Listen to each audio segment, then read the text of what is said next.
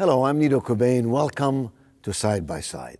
My guest today became enamored with aviation when he was only 5 years old and sat in the cockpit of a fighter jet his older brother flew. He now has made aviation his business and his passion too. Today he helps direct the expansion of what has been called the new downtown of the Piedmont Triad. Today we meet Kevin Baker, the executive director of the Piedmont Triad International Airport. Funding for Side by Side with Nito Cobain is made possible by... We started small, just 30 people in a small town in Wisconsin. 75 years later, we employ more Americans than any other furniture brand. But none of that would have been possible without you. Ashley, this is home. For 60 years, the Budd Group has been a company of excellence, providing facility services to customers, opportunities for employees, and support to our communities. The Budd Group, great people, smart service. Coca-Cola Consolidated is honored to make and serve 300 brands and flavors locally. Thanks to our teammates. We are Coca-Cola Consolidated, your local bottler.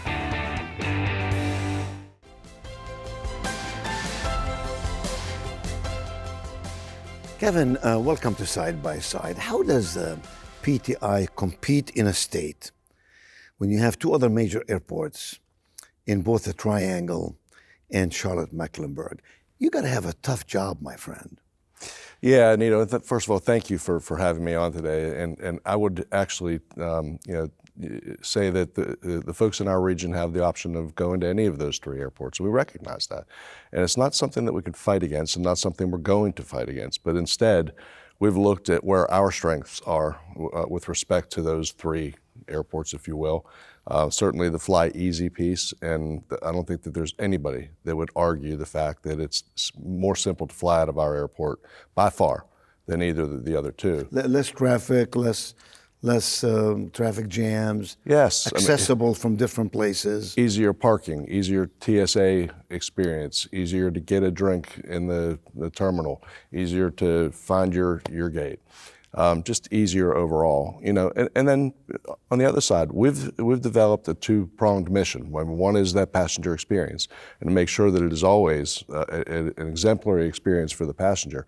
But also, we have focused in a laser-like fashion on the economic development side of the airport, and the airport is, I think, unique in the country with respect to the assets that it has to support that kind of growth going forward and to bring really good paying jobs to this region. Kevin, you're building all the time. And what fascinates me is, how did you get all that land to have this arsenal of inventory to allow you to compete in this way? Yeah, Nito, I've been saying an awful lot, especially in recent years with some of these big wins that we've had, is that we're standing on the shoulders of giants. But for the decisions made by staff and board members 10, 20, 50 years ago to acquire land and to develop that land, to assemble it so that you have large sites ready to go, to bring utilities to it, all of those kinds of things are now bearing fruit. Mm-hmm. And this is a long view business. You can't say that you want to have success in 2 years. Whenever you're looking at building a site that might be 200 acres in size and you need to move mountains to get it there and you need to move utilities to it, these things take time. And reroute roads and highways around it. Yes, exactly. We've had interstates moved and bridges built over interstates, and it takes a long time. And honestly, when I started in this role, I saw what those folks for those last decades had put together and assembled and created an opportunity. That's why I took the job. Yeah. Educate me how an airport works. Let's begin with the simplest question. Where do you get your revenue from? Yeah, so number one, no taxes. Okay, so we are not supported by anybody's taxes. The revenue to the airport comes... But you get FFA... FAA grants. Grants, yes, but and those are a ticket tax. So I would describe it more as just like when you pay your utility bill, it's a user fee, right? You're paying that utility the amount of money that it costs for them to operate that utility and provide you that service. Same thing on a ticket that you're paying, where a little bit of that goes to the FAA for them to then provide that to airports to be able to do things like repair runways, taxiways, put lights on them. I mean, these are things that don't get paid for by themselves, and they're very expensive. Very expensive. So, you do have that source, but there's no taxes from your property taxes, Yes, that kind I of thing understand. that are coming to the airport, no local taxes. And then, our revenue at the airport is basically about 1/3 consumer services. So that's people parking, buying, we get a little piece of if they buy a drink or a newspaper or whatever at the concession stands, renting cars. So that's the consumer generated revenue. Advertising? Advertising, yeah. Exactly. Advertising is a big piece of it. And then you also have the airline revenue. So the airlines pay us a landing fee for the aircraft to land. They pay us rent for the ramp space where they park and also for the terminal space that they rent. So that's about 1/3 as well. And the last third for us is a little bit unique compared to other airports because we have such a base of tenants on the airfield, the aerospace businesses that are on the airfield. Yeah. So FedEx, HAECO, Honda, Cessna, soon to be Boom, Marshall, VSE. And that adds up to the rentals that we get from all of those companies adds up to about another third. I see. So you basically let's just break it down a little bit. So the shops in the airport pay you rent and a fee of sales, Correct. and then the airlines will every time they land an airplane they're going to pay you X dollars. That's correct. But on average, what does for a consumer like me, it's interesting to know these things. How much would a Delta Airlines pay to land their plane in the airport? Yeah, so 300, 500, 1,000? yeah, so our landing fee right now is about $3 per 1,000 pounds landed. So if you take, say, a DC-9, a 150,000 pound airplane, divide it by 1,000, you get 150, multiply that by 3, $450 for that DC-9 to land. So it's really not a big number in the big picture of the cost of the airlines. Yeah. It's And it cost can of one stay seat. there as long as it wants to? There's no fee associated to the length of the duration of its landing there. So we do have some overnight fees. So if the aircraft is staying overnight, it's called a remain overnight fee. Yeah. But other than that, no. Where does general aviation comes in all this? Private? Is it just that companies rent space from you and pay you landing fees again, or is it different? Yeah, it's formula? different. It's different over there. So we've got two fixed base operators, FBOs, in our industry, Signature and Corey Aviation, two separate FBOs, and they lease space for us for their whole campuses, and then they sublet space to anybody who wants to have a hangar or whatever, and they provide services to them. We get a fuel flowage percentage from them, and that's the way that we're able to make revenue. I see. Relatively small piece of our revenue. Most of us don't know how an airport really operates on a daily basis, and how is it administered? It's not a government agency. It's not totally independent. You have a board that's appointed by counties and cities. Yeah, so we're an airport authority. And most airport authorities tend to be much more business-like in the way that they're managed. It's a quasi-municipal body that we do have the right to certain municipal things, but not all. And yes, our board is appointed, it's a 7-member board. 3 of them are appointed by the Guilford County Commissioners. 1 is appointed by the Forsyth County Commissioners, and then 1 each by the city councils of Greensboro, High Point, and Winston-Salem. Mm-hmm. And this board, really comes together and acts like the board of a small business, is the way I would describe it. Their focus and their energy is 100% on supporting the airport and making it, the best that it can be. And we have traditionally had a really amazing board. It's local business folks, it's local lawyers, educators, all tremendous leaders in their own rights. People have a civic interest in a good aviation in the area. Yes, sir. Kevin, it is now known widely that around your airport, PTI, Piedmont Triad International, there has been a tremendous amount of economic evolution and development.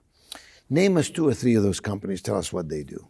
Yeah, so Boom Supersonic is probably the most well-known out there of the companies, which is, it's a new company that is developing the next supersonic commercial carrier aircraft. So think Concorde. And what does that mean? How does that engage PTI?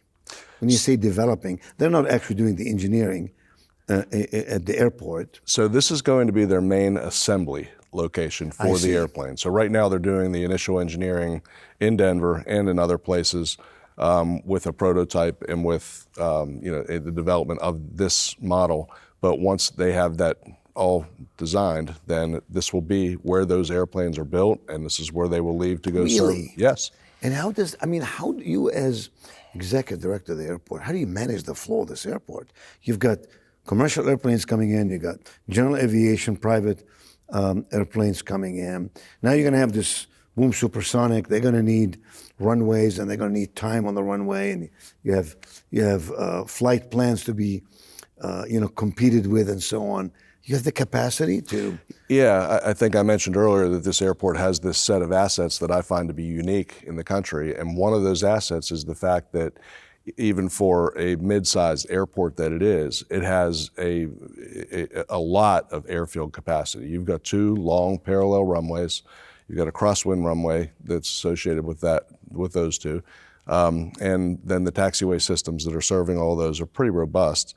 And so, we're probably operating at about 35 or 40% of the capacity of that airfield. Yes. Really? So we've got plenty of room for growth. And, as I've said to some people, we've got 1,000 acres of land that we're ready to develop over there. And I had one reporter ask me after Boom made the selection of the airport, and then right after that, Marshall Aerospace. By the way, Marshall is an MRO. In our parlance, that's maintenance, repair, and overhaul. And they only work on C-130 military aircraft. Mm-hmm. But those 2 companies announced in the last 2 years together are going to employ roughly 2,500 people ultimately. They're taking up 9% of all that land that we have available. So you think about it, we've got a long way to go still and a lot of opportunities. Tremendous potential. Yes. Which will help the whole area in terms of people living here and raising families here. The average household income in Guilford County, within really 40 miles of the airport, is about $52,000. And remember, that could be 2 earners, right? Husband and wife both working.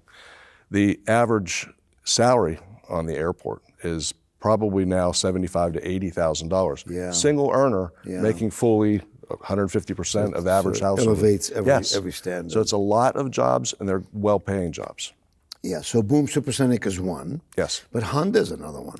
Honda, of course, has been here since really 1998, developing their first airplane and then subsequent models of that, and they recently announced a much larger aircraft that they are now working on, and Honda has been a great partner of the airport now for 24, 25 years. It's obviously a tremendous world brand, and having them on our airport is it's one of the biggest things probably that ever happened on the airport, and I like the future for them. One of the things that we always talk about is making sure that we're reserving enough land for them to grow into one day if they want to get bigger. I think what some of us underestimate is the fact that an airport is a magnet for so many suppliers.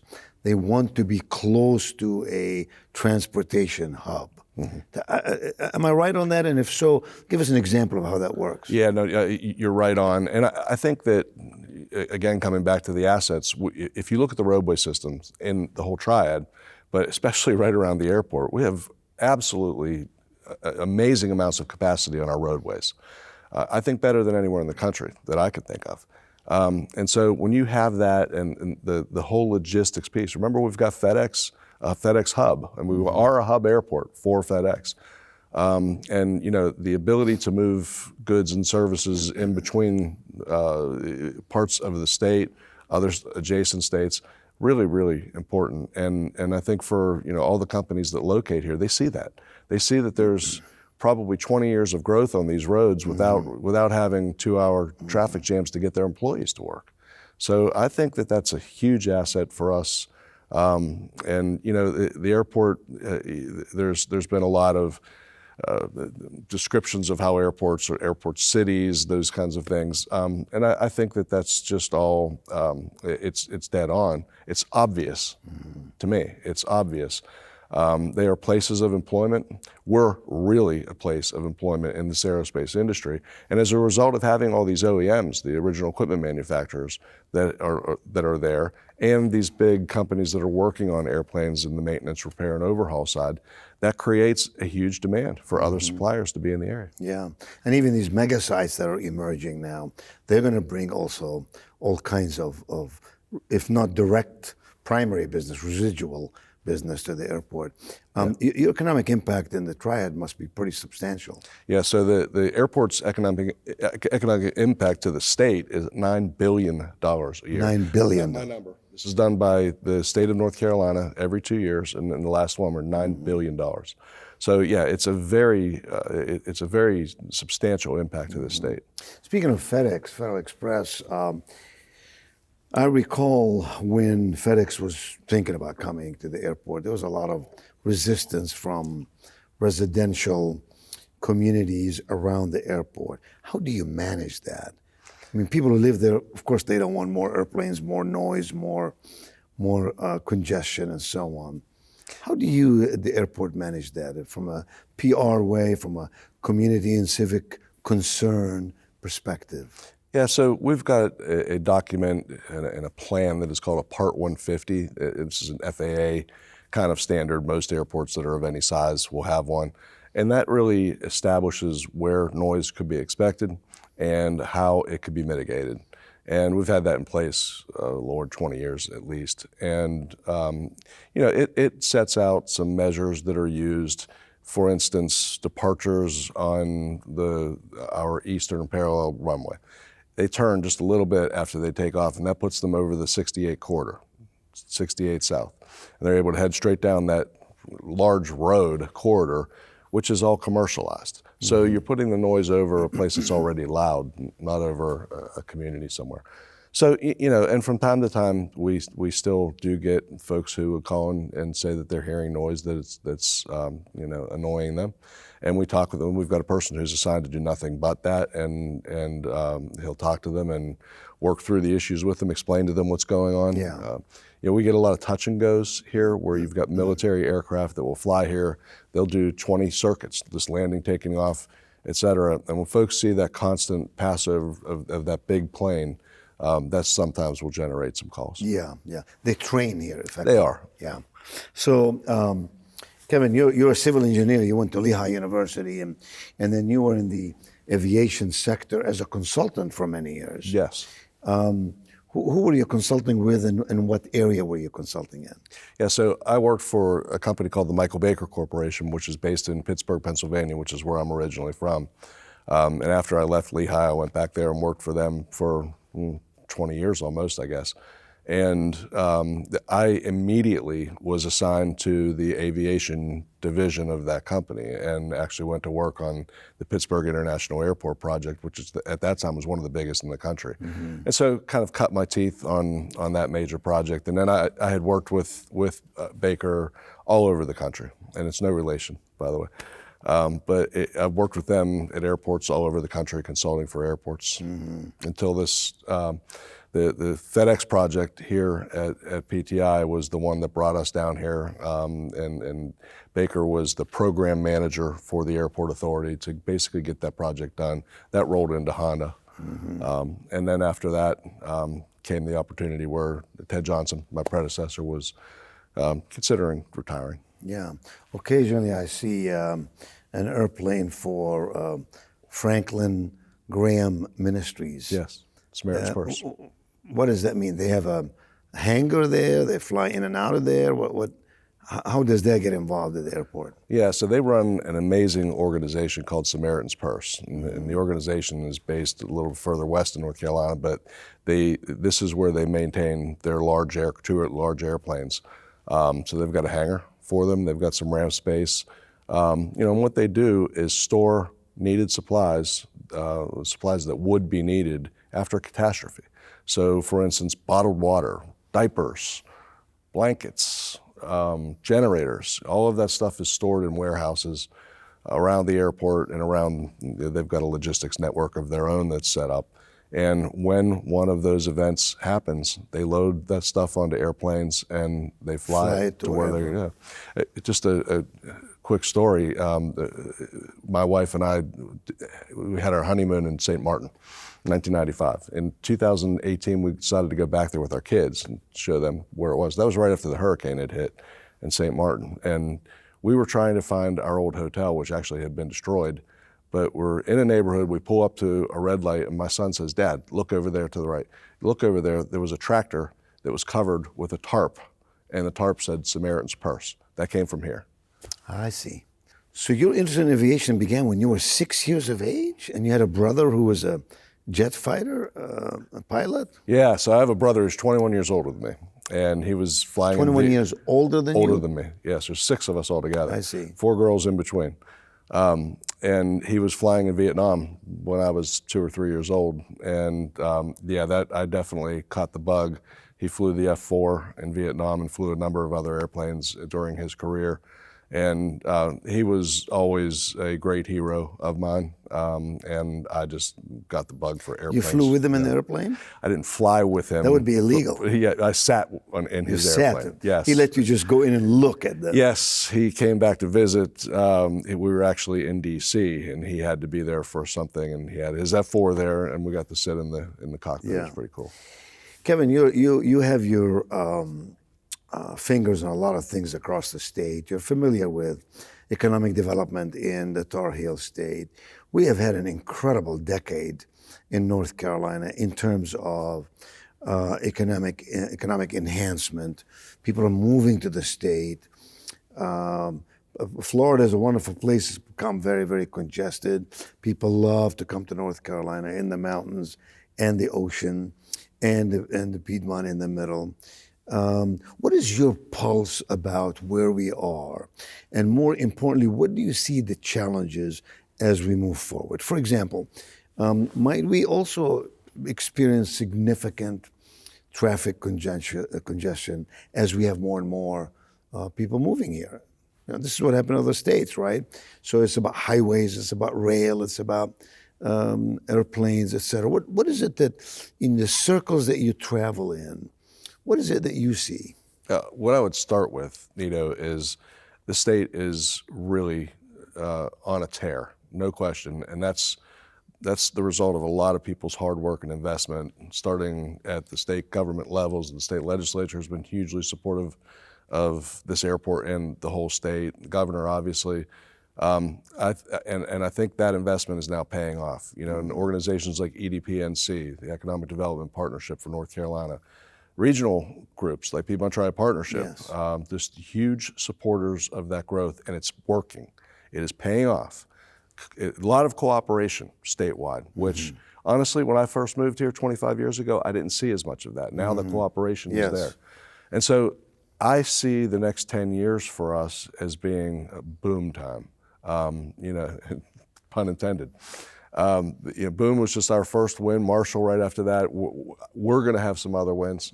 We're very laser focused on the industry and the ones that we would like to get here. There's momentum There's in momentum. the state. There's definitely momentum. Are we going to have enough workforce to meet all the needs of all these companies moving here? It's the number one problem in the country, as you know. Yeah. And certainly something to worry about. But at least from the perspective, of the aerospace industry, our partners on the airfield and at other areas around the Triad are working together to solve that problem. And again, that's kind of new too. That started probably 5 or 10 years ago.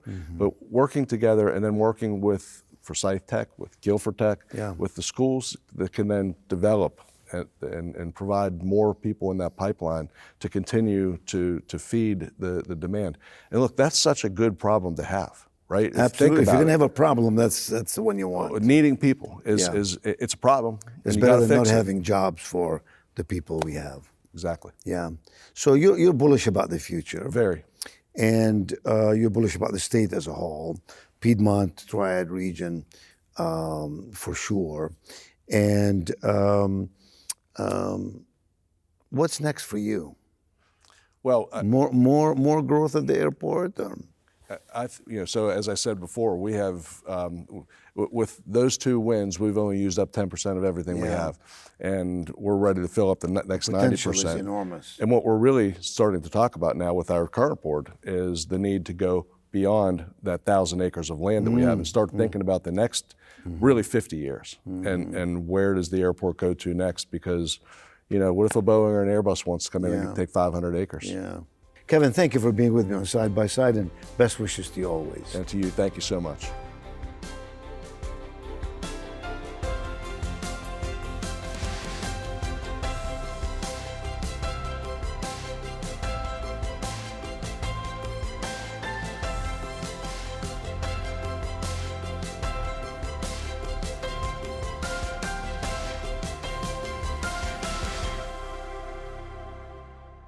Funding for Side by Side with Nito Cobain is made possible by We started small, just 30 people in a small town in Wisconsin. 75 years later, we employ more Americans than any other furniture brand. But none of that would have been possible without you. Ashley, this is home. For 60 years, the Bud Group has been a company of excellence, providing facility services to customers, opportunities for employees, and support to our communities. The Bud Group. Great people, smart service. Coca-Cola Consolidated is honored to make and serve 300 brands and flavors locally. Thanks to our teammates. We are Coca-Cola Consolidated, your local bottler.